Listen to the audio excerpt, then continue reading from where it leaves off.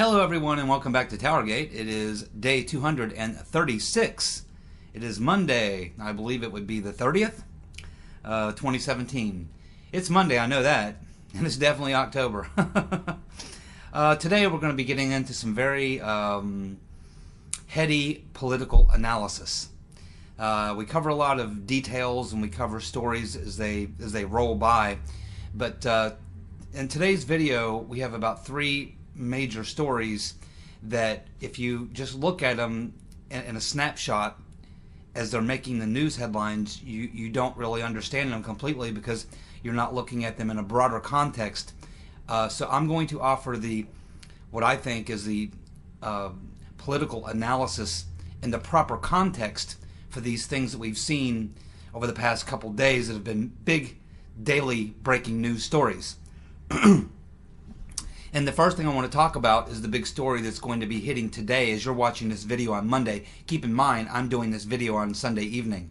You're seeing it on Monday. So it's about the Mueller indictments that we'll all be learning about, I assume, today, Monday, for those of you watching this video on Monday.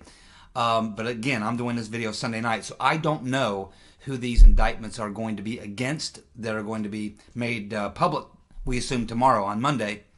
Or today on Monday, depending on what day it is when you're watching this video. I assume it's Monday for all of you. So let's just look at the political analysis on a larger scale on these indictments that are coming down, which is, really, I think, not the big story at all. In fact, I think it pales in comparison to the much larger story.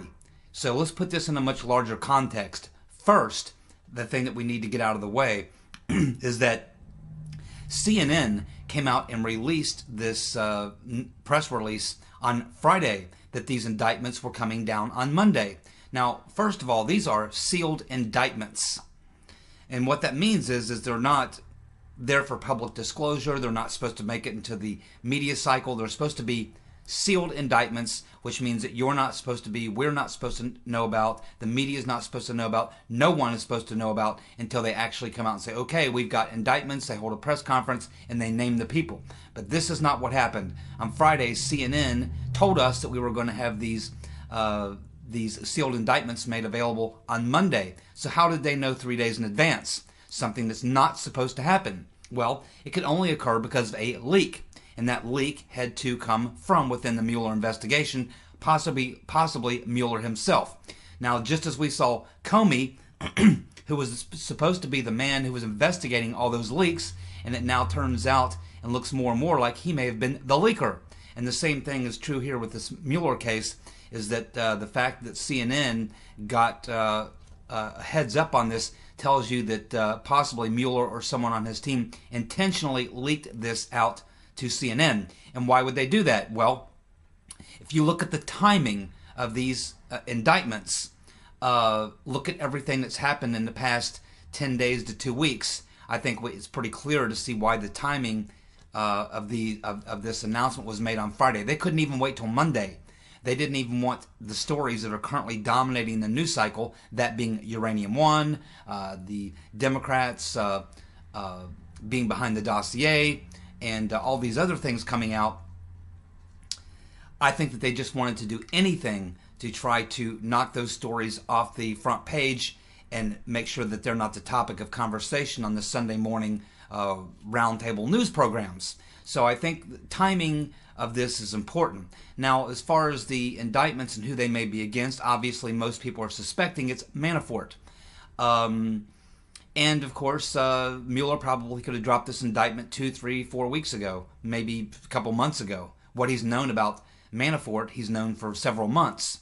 And there's two things, really, that he might be looking at. One has to do with a real estate deal that Manafort was involved in, where there may have been some possibly, not anything major criminal, but probably not dotting the I's and crossing the T's sort of thing on the contractual side of some real estate agreement. There may have been some corruption in there. There may have been something that can be construed as money laundering, moving money, doing something in a way that probably maybe shouldn't be done.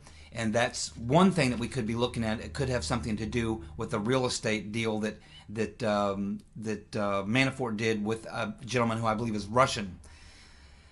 It could also have something to do with the involvement of Mueller's, Manafort's company with the lobbying that he was doing for this Ukrainian political official, who is considered to be an adversary of the Western powers. That would be the United States, the European Union, and all those people. But keep in mind, fighting on that same team, working right alongside with Manafort, was Tony Podesta, John Podesta's brother. They were both heads of lobbying companies who were both lobbying on the same side for this Ukrainian official. So if you see something coming down on Manafort and it's related to the Ukrainian situation, then it's probably going to involve Tony Podesta as well. So you could see indictment against Tony Podesta and Manafort. So Manafort and Tony Podesta were the ones who their companies were involved in this lobbying that was going on, working for this Ukrainian politician. There could be something in there that maybe Mueller found a little problem with there. So I think that that's probably what you're looking at. Probably Tony Podesta, Paul Manafort. It could be about real estate. It could be about maybe something that could be construed as money laundering. It could be some sort of insider dealing going on with this Ukrainian official. It's really hard to say exactly. But none of this is new, and none of this is important. It's not the big story, in other words. The big story is the timing and why Mueller did it, when he did it, and the fact that they leaked it to CNN. That's the most important factors going on here with this particular indictment, which is, keep in mind that an indictment doesn't mean you're guilty. It just means you're being charged. You know, there's still going to be a trial.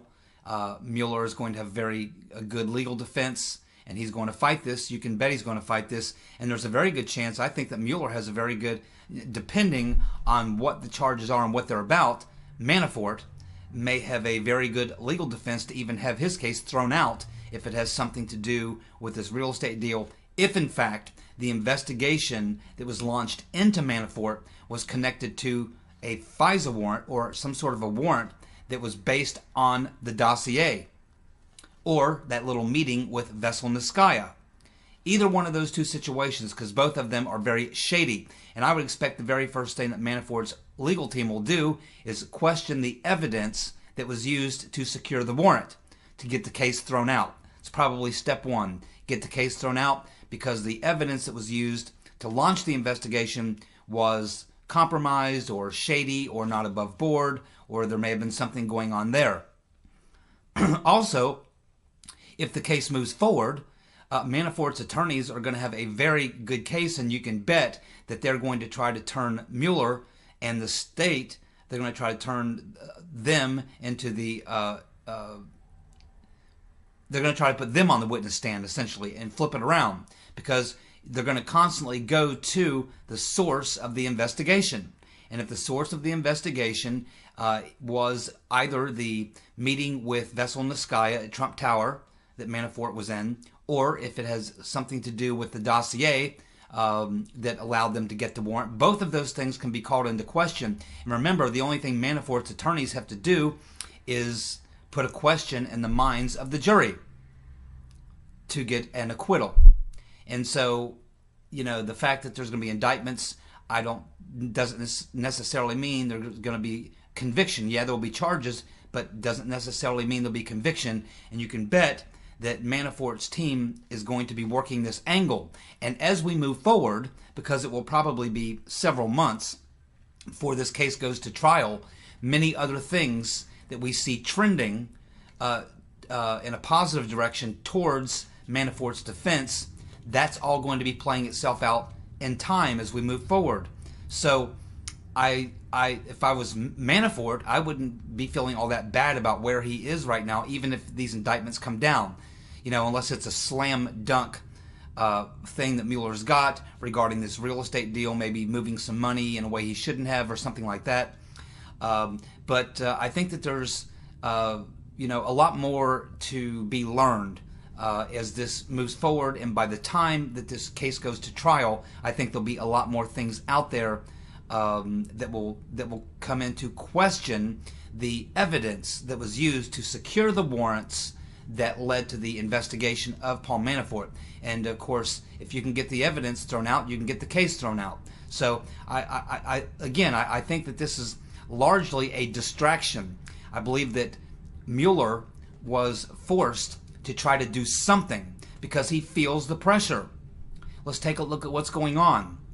In the last 10 days, excuse me, in the last 10 days, of course, we had the Washington Post blow out it was the Hill that blew out the big story of Uranium One, of which Mueller is an integral part of. He was the FBI director when the uranium deal was going on. He knew about the corruption going on with this Russian businessman. He was all part of that, and that was a big cover-up. It was a big cover-up to make sure that the Uranium One deal went through, and of course they buried the really important information about what was going on with this, with the government of Russia, Putin, this Russian oligarch, how they were involved in all this criminal corruption in order to bribe their way into getting control of 20% of America's uranium. Now, this is a big story, and it implicates Mueller as being part of that cover-up. So that's one thing. But also you had the outing of the Rotten Reverend and the DNC as being part of the dossier. And of course, on Wednesday of this past week, you had the joint session of Congress, the Oversight and the Intelligence Committee, talking about now they're going to do a joint hearings on the Uranium One issue. And of course, you've also got members of the Freedom Caucus and some others calling for Mueller to step down because he, like Rosenstein, both are very compromised. They were both a part of the Uranium One scandal. So all these things are going on, and so I think Mueller was feeling the pressure, and this was nothing more than a safe, face-saving move for Mueller. And what he might be well advised to do, and what he might be planning to do, is to drop these indictments and then to come out here in a couple days and say, okay, folks, that's it. The show's over. Did the investigation. There's 3 heads on the chopping block for you. We did our job. We pocketed lots of cash. Thank you very much. Exit stage left. That would be the wise choice for Mr. Mueller to do, because he knows that he's about to find himself possibly sitting on the other side of the table when he is implicated in this massive cover-up of the Uranium One issue, which is far greater of an issue than anything that he is looking at here with the indictments of Manafort, or possibly Tony Podesta, or maybe even Jared Kushner. He also had some real estate deals that was being looked into. Either way, I think that this is nothing more than a diversion and a distraction and a face-saving measure by Mueller, because he feels the pressure, and I think he wants to drop a few indictments and then get out of town and prepare himself for the onslaught that's coming his way, because he knows what's going to come out in this Uranium One scandal. He knows that he's up to his eyeballs in that. So to look at this thing in the overall context, the broader context, I don't think that this is a big story at all about these indictments. I think when you look at the timing of it, everything else that's going around it, it's not that big of an issue, and whether or not these indictments even turn out into producing prosecutions or anything like that, we'll see, because there's a long way to go in these court hearings, and there's many other things that are going to come out between now and then that could go right to the heart of the evidence that was used to launch the investigation on Manafort in the first place, which I'm sure his legal team will be working that angle very, very hard. So I wouldn't get all up in arms over that. Now, on Monday, as you're watching this video, if it turns out that he indicts someone else, then that'll be another issue. But the most important thing is that Mueller has been doing this thing for quite a while. Remember, the reason he was put in there was to find some Trump collusion. He was put in there to be the hitman to take out Trump. I think it's pretty obvious at this point that he has nothing. And so he fell back onto his best position he could, which is to drop some charges on Manafort, maybe Tony Podesta, maybe Kushner, maybe someone else. But it's all stuff that's going to have very little to do with Trump-Russia collusion, Russia being involved in the elections, or anything like that. This is stuff that's really on the peripheral, but it's a face-saving measure for Mueller, a way for him to say, okay, I did my job, I found some crime, I prosecuted some people, charged some people, thank you very much, and I'm out of here. And I would expect that that's maybe what's going to happen, because if Mueller sticks around for another 2 weeks or so, he may find himself being forced out. He may find himself being forced out, as well as Mr. Rosenstein. Both of them could find themselves being forced out, and I don't think that Mueller wanted to suffer that embarrassment. That's why I think he's trying to throw something out there and get out before they throw him out. That is my take on that. So, there you go. That's my take on the Mueller situation and the indictments and things and such. Don't think it's that big of a deal. Let's just keep watching. Okay, another story that kind of piggybacks onto the dossier again. Some folks have been looking into the Obama PAC, the Obama for America PAC, and we are learning now that Barack Obama himself donated $1 million to Perkins Coie. And he did this donation in April of 2016, the very month that the rotten Reverend Clinton and the DNC contracted with Perkins Coie and Mark Elias to engage with GPS Fusion to produce the anti-Trump dossier. At that very same month, Obama himself donated $1 million to the Perkins Coie via his PAC. And he also did this donation under the term of legal services. Same thing Clinton and the DNC did, when in fact GPS Fusion was not engaged in legal services. They were engaged in political opposition research. So therefore, Obama, like Clinton and the DNC, used the inappropriate, they didn't properly identify what the money they were donating was going to be used for. That is a FEC campaign violation. So now not only do we have the rotten Reverend Clinton and Debbie Wasserman Schultz, blabbermouth Wasserman Schultz, but now we have Obama himself also participating in donating to or giving money to Perkins Coie, who facilitated the dossier via GPS Fusion, which puts him also in legal jeopardy again with the FEC because of the incorrect filing nature or incorrect filing status based on the donation he gave. These are FEC violations. So it's interesting to see that Obama himself is also in the game. He anteed up $1 million.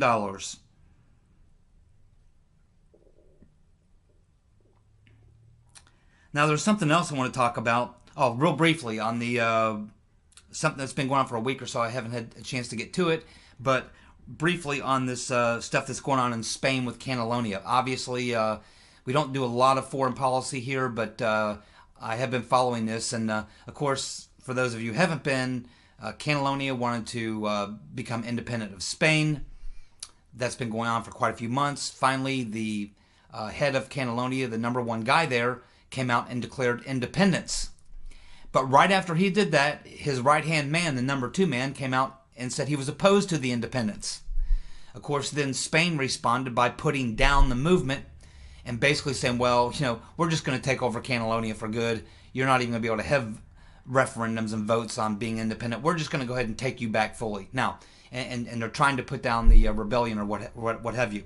So Catalonia is not going to be successful at leaving Spain. That's not going to happen. You know, it's just not going to happen, okay?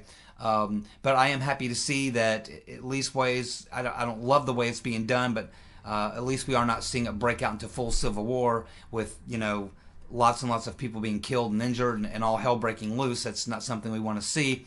So, you know, again, it's something to take a look at the bigger picture of what's going on. The big picture and the most important thing to take away from this failed attempt at independence by Catalonia from Spain is just one piece of a larger puzzle that's sort of breaking up across Europe right now.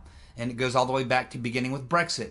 Then, of course, most recently in this past year, we saw the elections in Austria, which elected an anti-globalist, anti-EU, pro-nationalist leader in Austria. Then we saw the same thing just happened 2 weeks ago in the Czech Republic. The Czech Republic, Donald Trump got elected, a pro-nationalist, anti-EU, anti-immigration type guy. We saw how difficult things were for Merkel to win her election, and even after winning her election, she almost lost control of her governing party, and she's had to backstep a lot in the last couple of weeks to talk about the fact that now they're going to have to look at the immigration policy and take a look at the EU policies on this and that and the other thing. Of course, we still have the independent movements going on in the Netherlands with Geert Wilders. We see the extremely low approval ratings of Emmanuel Macron in France. He's down in the mid-20s now. I think at one point a poll had him at 22%. He's struggling mightily there in France. And you're seeing, of course, the pushback from Poland and some of these other EU countries really pushing hard back against the EU and the migration policies and all this. So you can see that things are building and building and building in the EU, and pretty soon it will come to a head. It's probably going to be it's a slow rollback, but it is a rollback.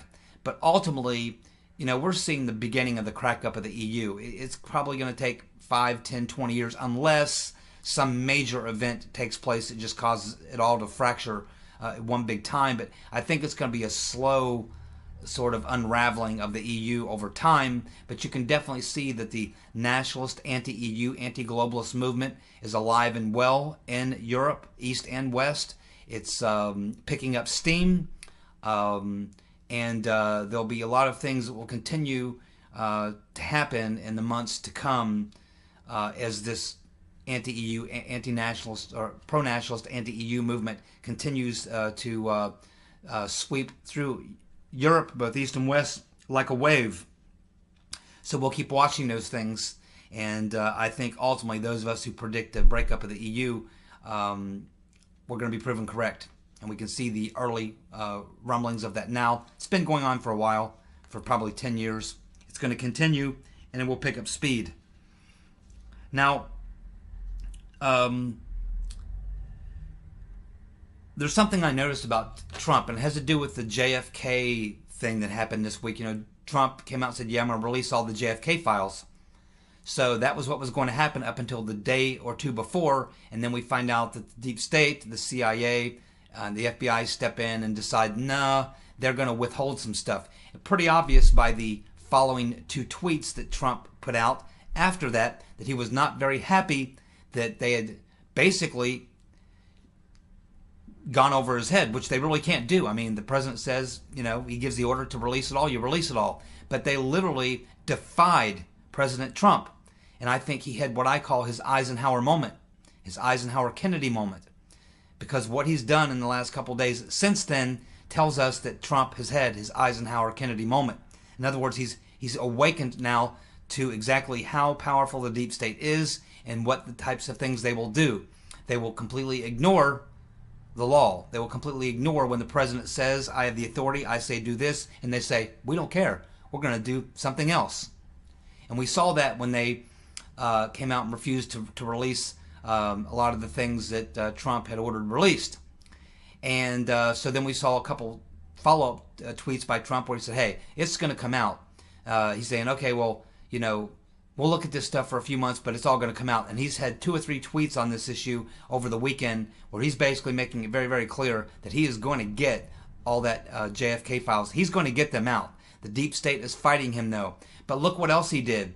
It was Trump who forced the Department of Justice to give this FBI informant who was part of the Uranium One investigation, Trump forced them to get rid of the gag order the non-disclosure agreement so that he could testify to Congress. That was Trump that made that happen. He made that happen after he was rebuked on the JFK thing. And another thing, he's talking now about forcing the FBI to release all those Clinton emails.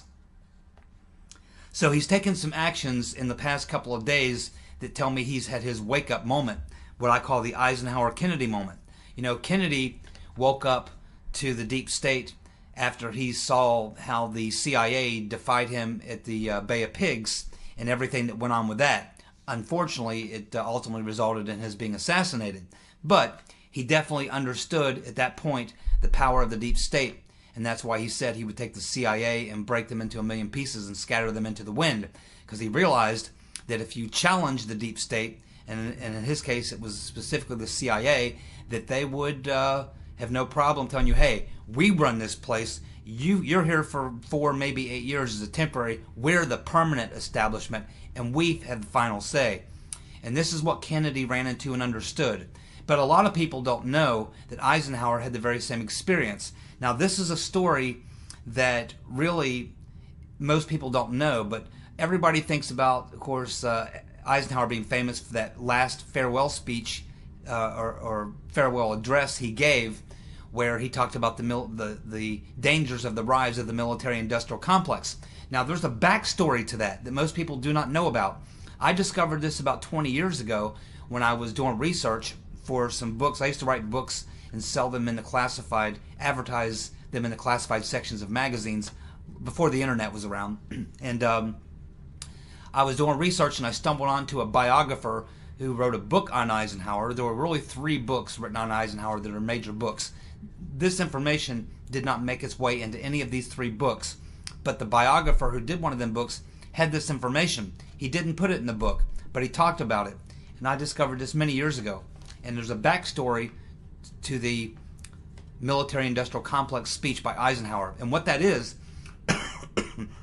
is that, remember, General Eisenhower was the supreme Allied commander in World War II. He was over everything. They gave him complete power to run the entire war in Europe. Tremendous amount of power to give one general. It was unprecedented. So Eisenhower was used to having sort of ultimate power. He knew what that was like, and he knew that when he gave orders as a supreme Allied commander, people followed orders.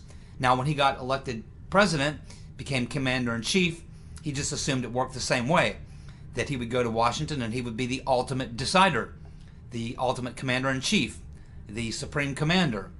But as Eisenhower was moving in through toward the end of his first term, he began to notice that there was a lot of things happening, particularly in the area of South America, where there were operations being run that he was not being told about, that he had not approved, and he realized that there was some very strange, very funny business going on, and some corruption, some things that he thought might get him into political trouble, and it had to do with us funding a lot of anti-communist groups and getting involved in selling, the intelligence agencies getting involved in selling various narcotics to raise money for weapons and to fund groups and things like that.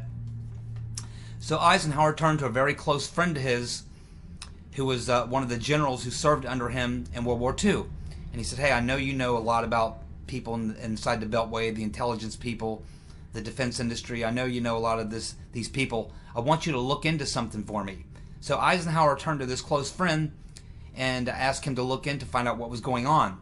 And his friend came back to him after some point and said, well, you know, everything's cool, man. There's nothing going on. Everything's great. At which point, Eisenhower realized his friend had been compromised. So Eisenhower turned to a second friend who he thought would be able to get him some information and tell him what was going on, who was really running the government, because he knew it wasn't him. This second person turned out also to be compromised. And these were 2 people that Eisenhower went through World War II with, generals who were under him, who he had total trust and total confidence in. And they were not, and they turned out to be compromised. He finally turned to a third man, a lifelong friend, someone he actually went to, I believe, West Point with. He'd known him through his whole military career, who also had a lot of connections inside the Beltway, the military-industrial complex. In fact, I think he was a member of the military-industrial complex. I think he was on the board of several defense contractors and was involved in intelligence and things like that. He turned to this man and he thought that I could definitely trust this guy. He'll find out what's going on. But he turned out to be compromised too. So Eisenhower found out that they can compromise anybody. Anybody.